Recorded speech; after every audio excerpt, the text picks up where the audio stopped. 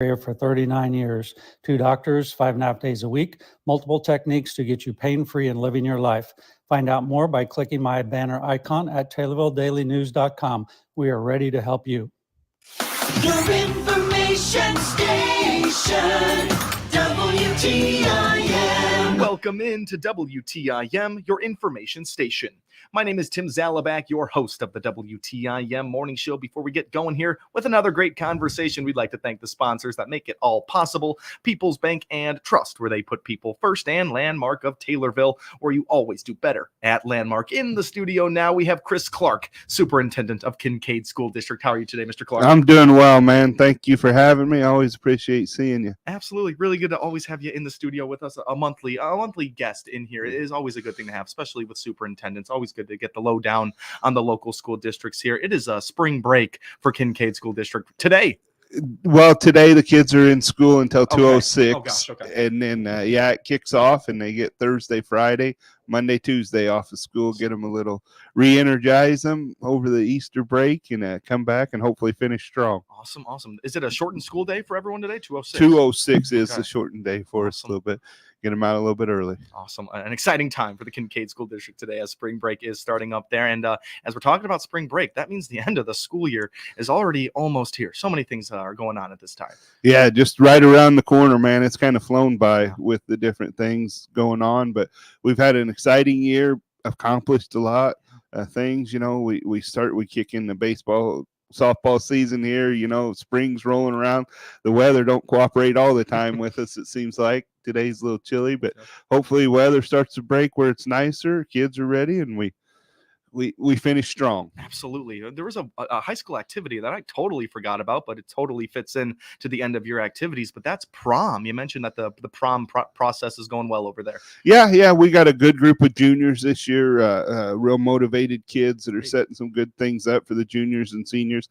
I know they moved the date to a little bit later in May, but yeah, I'm sure they'll put on a good show for the kids, and it's not overly well attended because our juniors and seniors are such small classes, but again, for them, it's something special to have and to hold and do. So yeah, of course, it's good to have a group of people that are making that day special. I'm sure with decorations and of course all the fun activities that are involved on prom night, and even an after prom session. That sounds fun. Yeah, we got a group of parents that are working hard to provide a safe alternative for our kids that do go to prom. I know I've been hit up with some different sponsorships of things. I've ordered some stuff off Amazon for them. Just a great thing they have going for the kids. I think every kid that comes in will get some kind of prize, and they have it all the way up to like a virtual meta thing that they're giving away as one of the big prizes. So yeah, it's an incentive for kids to get there, something fun for the kids to do together, and also in a safe environment that we're providing too. Yeah. So Probably one of the most important parts of that whole thing, because the after prom scenario, I know of stories from back when I was in high school. The after party was going to a lake house an hour away for the weekend, and it could bring some dangerous situations right there. I'm sure parents are happy to know about this. Yeah, not good, and we want kids to make good choices, obviously. And I know I talked to Mr. Grohl, the principal, and they are working with the local fire department to do a crash simulation as well. Just to show kids what's out there, to not necessarily scare them through the point, but this is reality of different things, and give them that aspect of things, of how horrific something could turn into just by simply making a bad choice for a bad situation. So yeah, that's good, that all the stuff we try to do for them to keep them safe, for sure.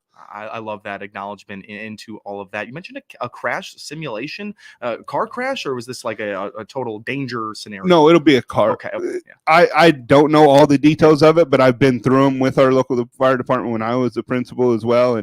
And basically, when I went through them, we had a crash scene. They had an old car that was out there. We had actors with fake blood and different things. We worked with the chopper place that would come in. We actually brought a helicopter in on a couple different occasions to airlift somebody out of there, just to witness all that stuff. It's been a little while since we've done one, and I'm not saying that's how far they're going with it, but I know they're exploring it and trying to set things up with it. So just seeing that simulation probably makes it impactful enough to deter any type of drunk driving that could happen. And that awareness right there, yet again, is a very important piece to all of that. Talking a little bit about end of the year activities with Chris Clark, superintendent of Kincaid School District, and talking about the prom and after prom celebrations. And congrats to those juniors and seniors there. Juniors almost made it, but seniors, Yeah. they're well Yeah, on their way. they're right there. I know they got their senior trip planned out already that a few of them are going to get to go on. I think they're going down to the Florida area for a few days and then enjoying Disney area. But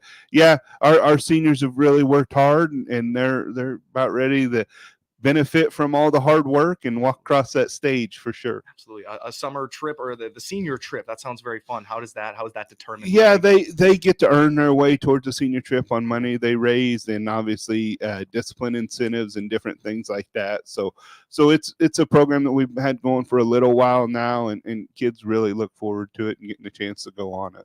Right out to Florida, that's going to be a fun Yeah. trip for them, right? For there. sure. It's really exciting. And we were just talking about graduation, and we were talking about it with a little bit with Superintendent Scott Dorr, but the diploma, getting your certificate, walking across the stage, it means so much more than I feel like we give it credit for, because no one can take that away from you, your education. You think your students, your seniors are feeling that right now? I do. I mean, you also are getting off into a place in education. We like to use that word real world, where you're going away from it. It's like, what kind of world are you stepping away from to get into a real one? But, we hope we've prepared those kids for life after high school, whether it be from CACC getting that trade to go off and make some good money, or the kids that decide to go on to college. We've given them the fundamental tools to be successful. That first year of college is make or break, man. I saw a lot of kids when I went to school fall out that first year.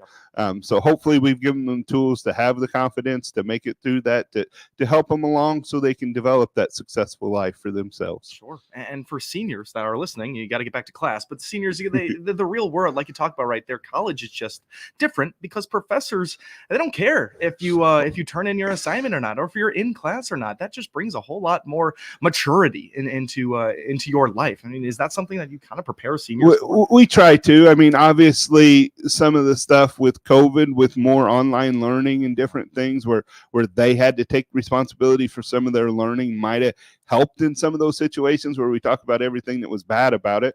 One of those might have been a good thing that helped them.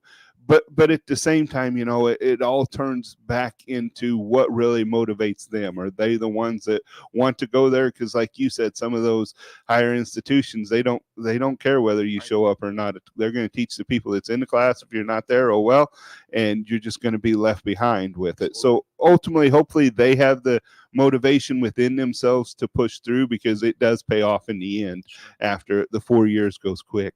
It's interesting to hear you kind of spin COVID as almost a positive there, as it brought students to take initiative there and kind of take power of their own learning in some cases, because there was just so many unanswered questions during that time, and Zooms and I was watching whole lectures on my laptop. It's just not the way to go. It's just a tough way to do that. But the seniors with the CACC and all of the work that they've done with Kincaid School District, they're set up for a pretty great future right there. Switch gears just a little bit as we were talking about end of the year activities, graduation, and those seniors. Congratulations to everyone who's been successful in their schooling years. Talk a little bit about spring sports. We already did talk a little bit about them, but cancellations are obviously all over the place. But softball, baseball, track and field.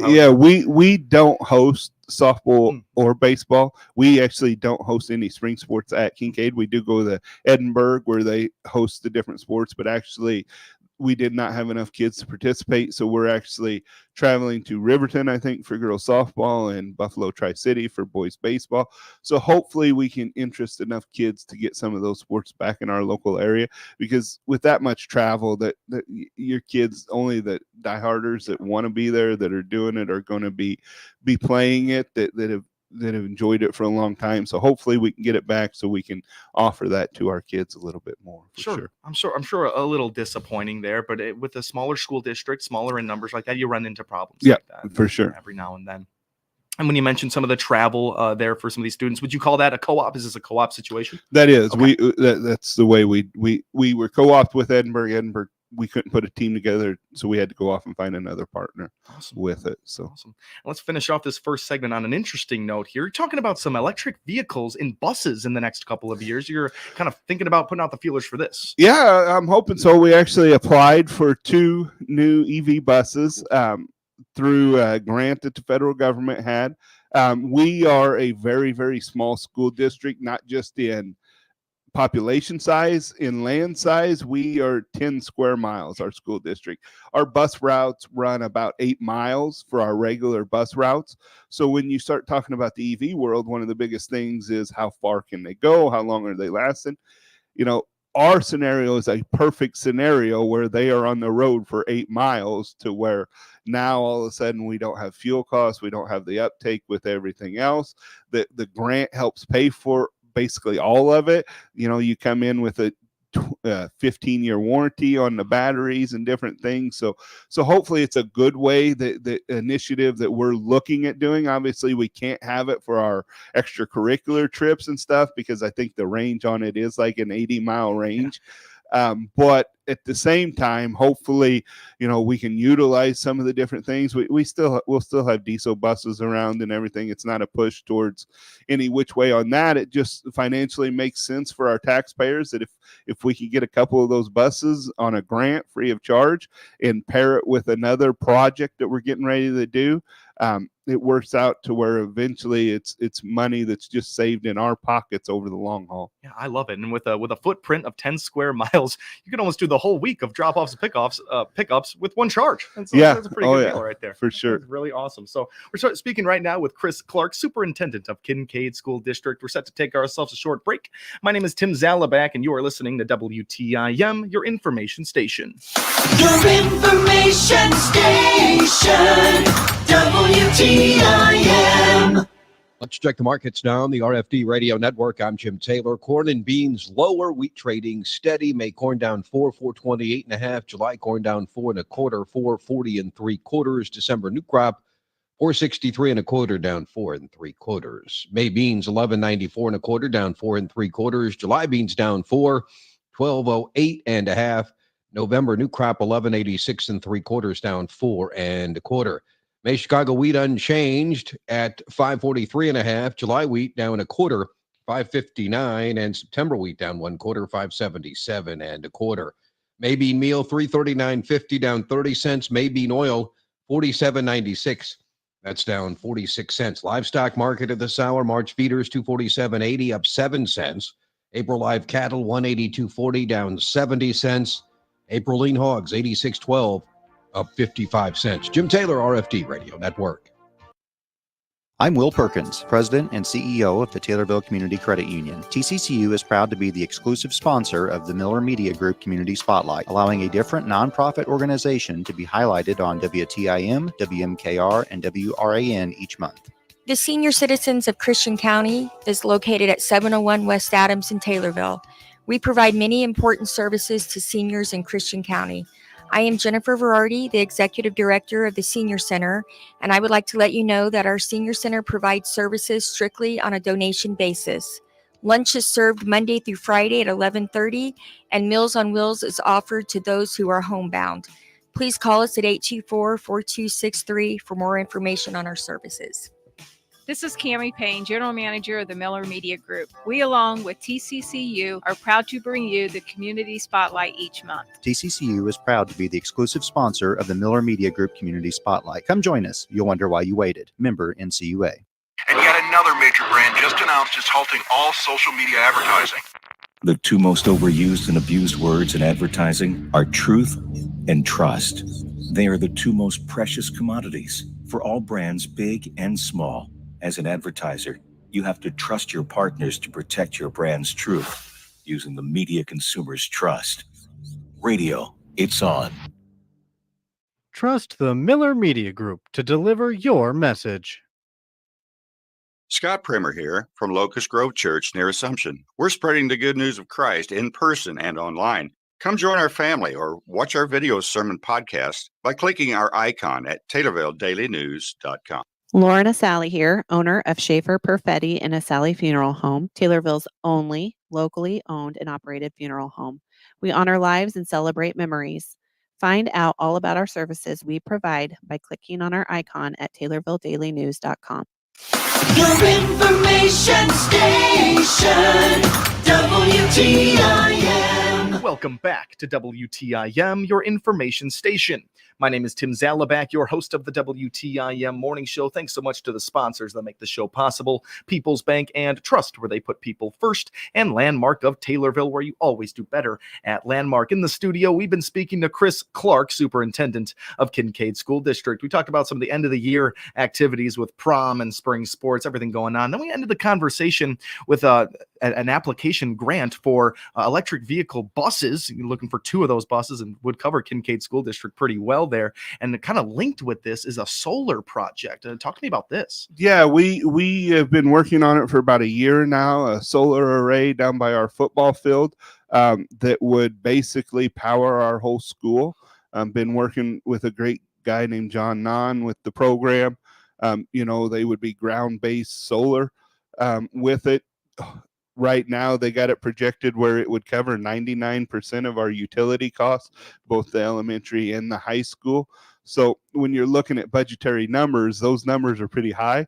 Electric bill, everybody at home that knows that they're paying for their electric, it's going up and up and up and up.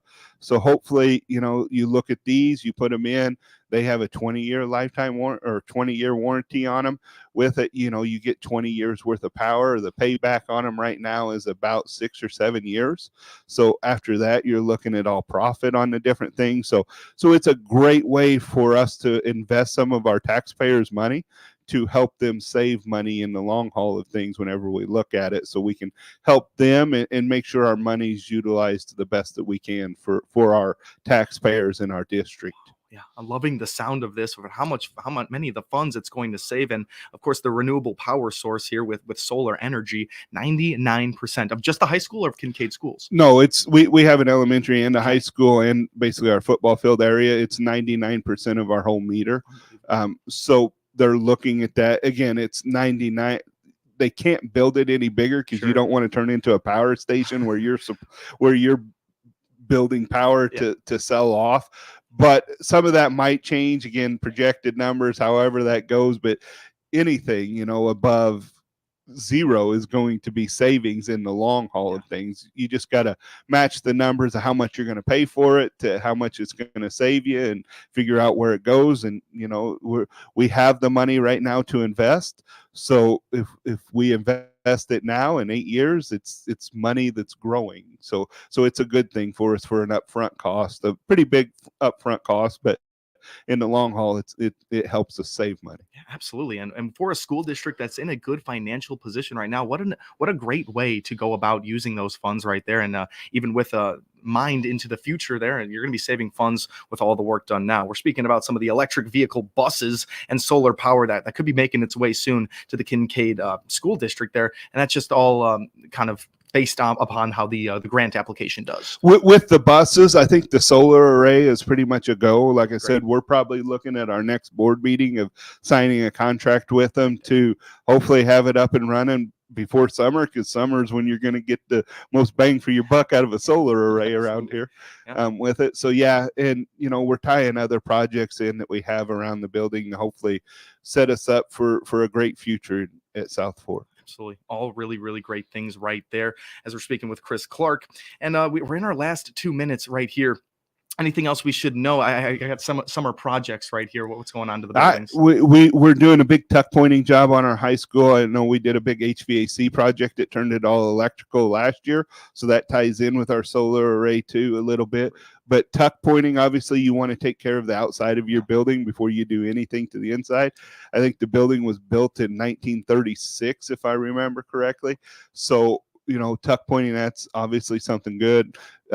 We're looking at probably refinishing our gym floor in our high school. It's at a stage where it needs it and can spice it up a little bit and make it look good, especially with our programs, our girls and boys and everybody that's going through that's having some success. You obviously like to reward some of that when you show kids that you're invested in them with it. So, the gym, just the overhaul on it and the job that a couple coaches and a couple committee members have done to to spark it up is really nice to see that you have that involvement, interest, and growing community support within your district. So just really amazing words there. And Chris, thank you so much for being here with us. I appreciate it, man. You have yourself a great Easter. Absolutely. You as well. That's Chris Clark, Superintendent of South Fork Kincaid School District. My name's Tim Zalabak, your host of the WTIM Morning Show. Thank you all for tuning in.